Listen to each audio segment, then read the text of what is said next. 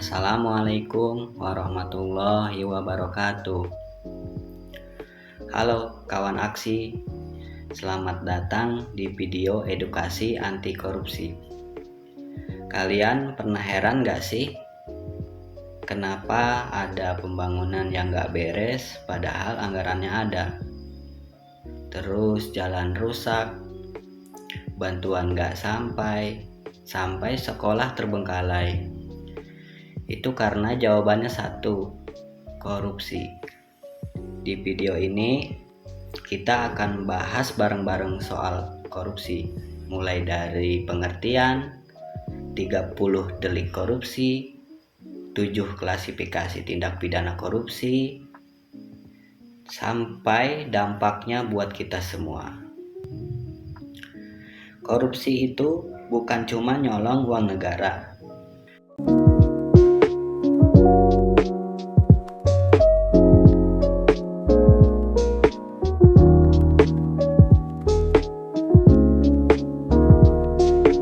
Intinya, korupsi adalah penyalahgunaan jabatan atau kekuasaan untuk keuntungan pribadi ataupun kelompok.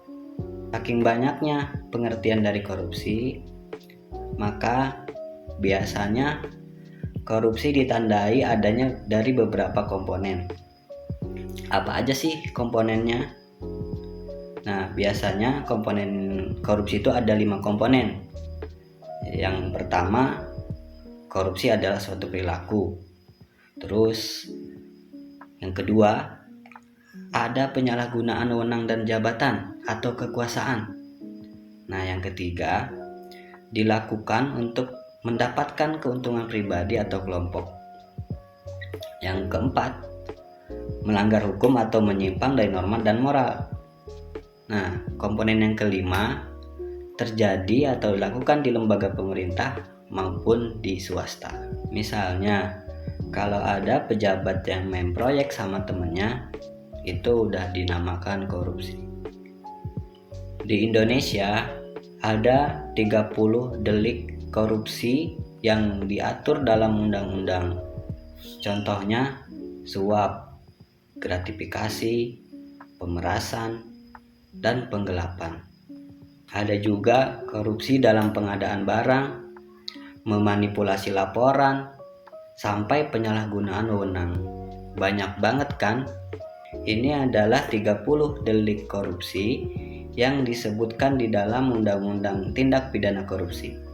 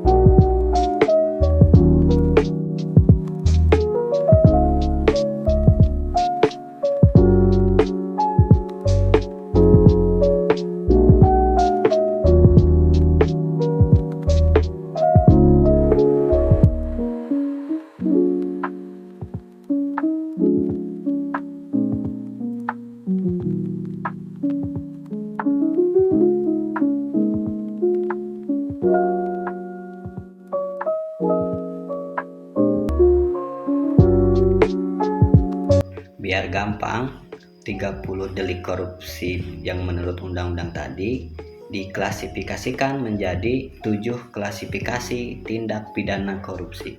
Apa saja sih 7 klasifikasi tindak pidana korupsi menurut undang-undang tindak pidana korupsi? Yang pertama, kerugian keuangan negara. Terus yang kedua, suap menyuap. Ketiga, penggelapan dalam jabatan. Keempat, pemerasan. Kelima, perbuatan curang. 6. Benturan kepentingan dalam pengadaan. Nah, yang ketujuh adalah gratifikasi. Dengan klasifikasi ini, kita bisa lebih paham dan lebih waspada. Dari ketujuh klasifikasi tadi biasanya ada yang membuat kita bingung. Yang pertama itu adalah gratifikasi, terus suap, terus pemerasan, dan uang pelicin. Nah, di sini kita akan bahas perbedaan antara gratifikasi, suap, pemerasan, dan uang pelicin. Gratifikasi itu apa? Gratifikasi itu pemberian, bisa halal bisa haram, tergantung konteks. Suap itu apa? Suap itu jelas haram karena ada maksud untuk mempengaruhi keputusan. Pemerasan itu apa? Pemerasan itu pemberian yang dipaksa, biasanya disertai ancaman. Nah, kalau uang pelicin itu istilah halus buat suap, biar urusan cepat beres. Dampak korupsi itu kayak racun, dampaknya bisa terasa di mana-mana. Pertama, dampak korupsi di bidang ekonomi. Korupsi berdampak buruk pada perekonomian sebuah negara. Salah satunya pertumbuhan ekonomi yang lambat akibat rendahnya tingkat investasi. Hal ini terjadi akibat investor enggan masuk ke negara yang tingkat korupsinya tinggi. Dampak korupsi di bidang kesehatan. Dampak dari korupsi di bidang kesehatan adalah secara langsung mengancam nyawa masyarakat. ICW mencatat, pengadaan alat kesehatan dan obat merupakan dua sektor yang paling rawan untuk dikorupsi. Perangkat medis yang dibeli melalui proses korupsi berkualitas buruk. Pelayanan purna jualnya juga jelek, serta tidak presisi. Begitu juga dengan obat yang pembeliannya mengandung unsur korupsi. Pasti keampuhannya dipertanyakan.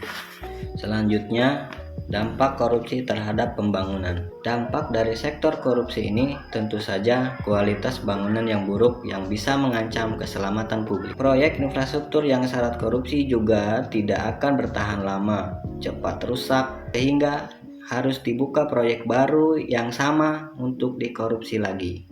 Selanjutnya, alur korupsi yang terus-menerus akan semakin memunculkan kemiskinan. Korupsi akan membuat masyarakat miskin semakin menderita. Dengan mahalnya harga pelayanan publik dan kesehatan, pendidikan yang buruk akibat korupsi juga tidak akan membawa masyarakat lepas dari jerat korupsi. Terakhir, korupsi juga berdampak buruk terhadap budaya dan norma masyarakat. Ketika korupsi telah menjadi kebiasaan, maka masyarakat akan menganggapnya sebagai hal lumrah dan bukan sesuatu hal yang berbahaya.